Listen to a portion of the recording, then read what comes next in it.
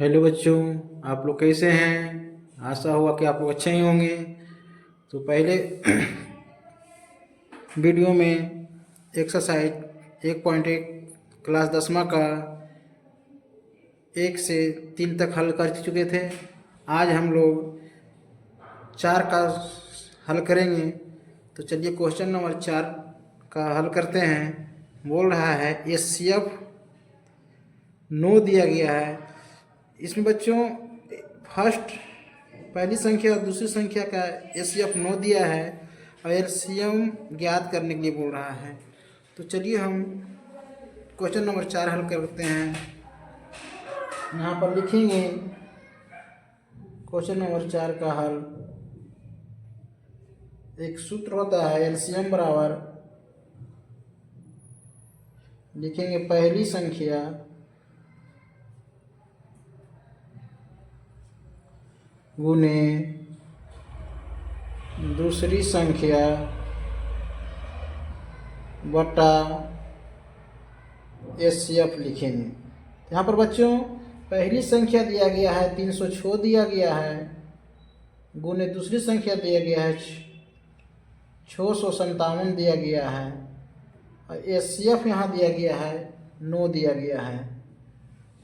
अब यहाँ पर 9 से 306 को आप काटेंगे, भाग देंगे 306 में 9 से, तो यहाँ पर 34 बार में कट जाएगा।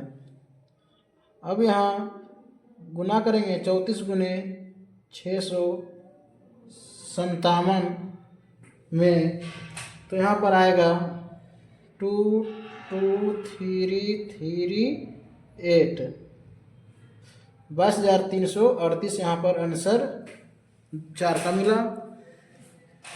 अब क्वेश्चन नंबर 5 का हल करते हैं। 5 बोल रहा है जांच कीजिए कि क्या किसी प्राकृत संख्या n के लिए संख्या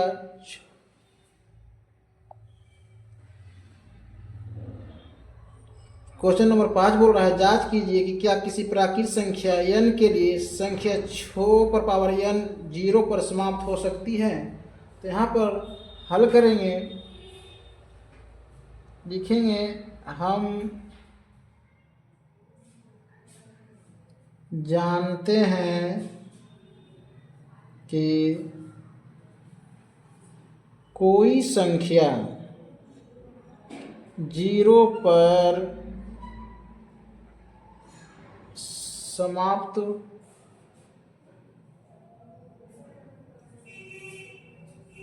होने के लिए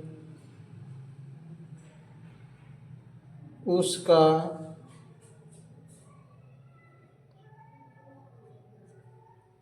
अभाज्य गुणनखंड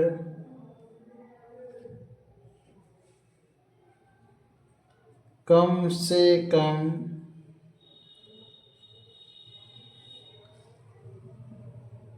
एक बार 2 गुने 5 का रूप 2 गुने 5 का रूप आना चाहिए, है ना, आना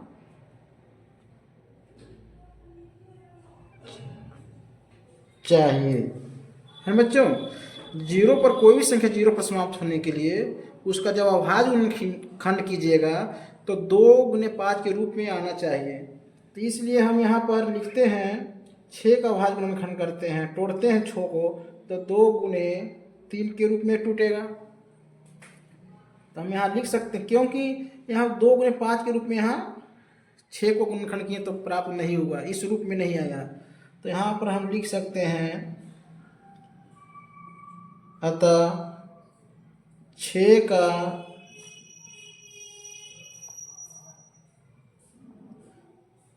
गुणनखंड करने पर, है ना, गुणनखंड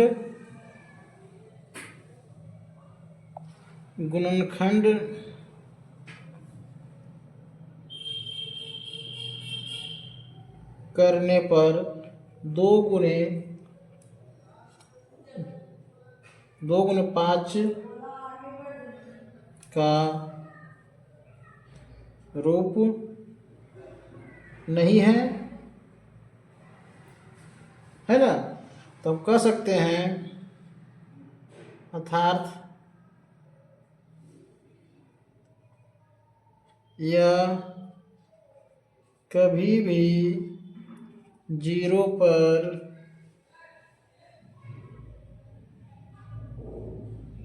समाप्त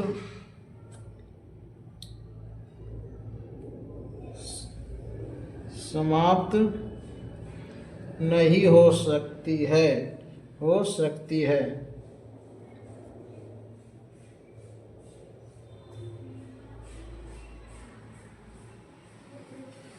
कोई दिक्कत बच्चों? इस प्रकार से हम क्वेश्चन नंबर 5 का भी हल कर चुके हैं।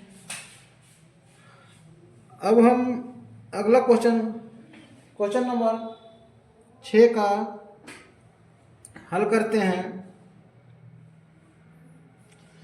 क्वेश्चन नंबर 6 बोल रहा है व्याख्या कीजिए। यहाँ पर बोल रहा है व्याख्या कीजिए कि 7 गुने 11 गुने 13 जोड़ 13 और 7 गुने 6 गुने 5 गुने 4 गुने 3 गुने 2 गुने 1 जोड़ 5 भाज्य संख्या है ना। तो यहाँ पर बोल रहा है भाज्य संख्या है। ये संख्या क्या है? भाज्य संख्या। इसको व्याख्या करने के लिए बोल रहा है ना।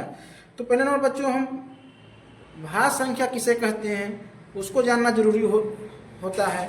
तो यहाँ पर बताते हैं आप लोगों को, कोई भी संख्या को अभाज्य गुणनखंड करेंगे तो कम से कम 3 संख्या प्राप्त होना चाहिए, है ना। अर्थात कह सकते हैं भाज्य संख्या वो ऐसी संख्या जो एक और स्वयं के अलावा किसी दूसरे संख्या से विभाज्य हो जाता है, उसे भाज्य संख्या कहते हैं। तो चलिए हम यहाँ पर इसको हल करते हैं। लिखते हैं 7 गुने 11 गुने 13 जोड़ 13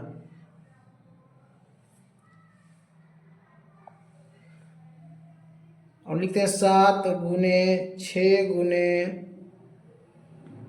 5 गुने 4 गुने 3 गुने 2 गुने 1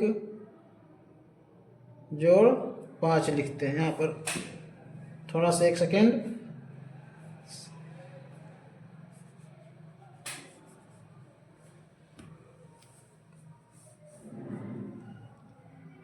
7 गुने 6 गुने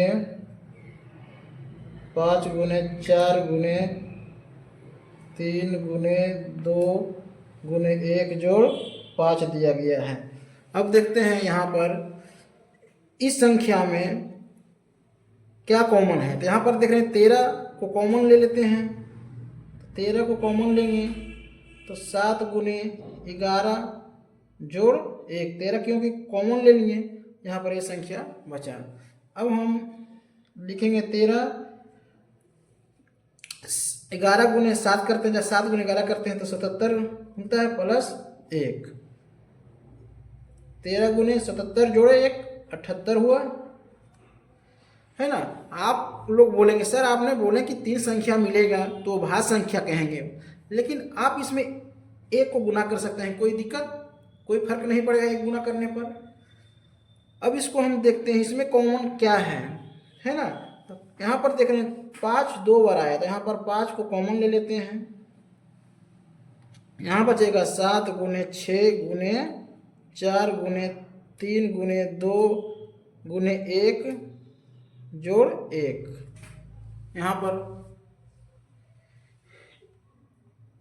यहाँ पर लिखेंगे 5। जब सबको गुना करेंगे यहाँ से 7 गुने 6 गुने 4 गुने 3 गुने 2 गुने 1, तो हमको प्राप्त होगा 1008 जोड़ 1। यहाँ पर 1 है प्लस में 1 लिख दिए। इसको जब गुना करेंगे तो यहाँ पर मिलेगा 1009, है ना। यहाँ पर भी देख रहे हैं 2 संख्या है, इसमें भी 1 गुना कर सकते हैं। यह भाज्य संख्या का रूल पर आ गया, है ना। तो यहाँ पर लिख देंगे अतः यह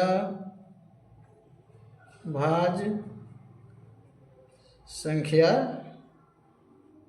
है।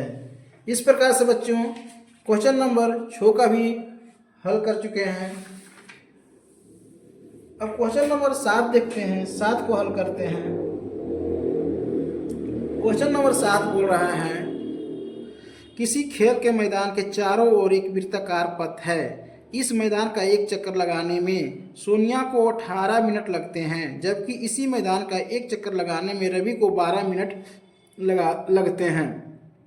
मान लीजिए वे दोनों एक ही स्थान और एक ही समय पर चलना प्रारंभ करके एक ही दिशा में चलते हैं। कितने समय बाद पुनः प्रारंभिक स्थान पर मिलेंगे।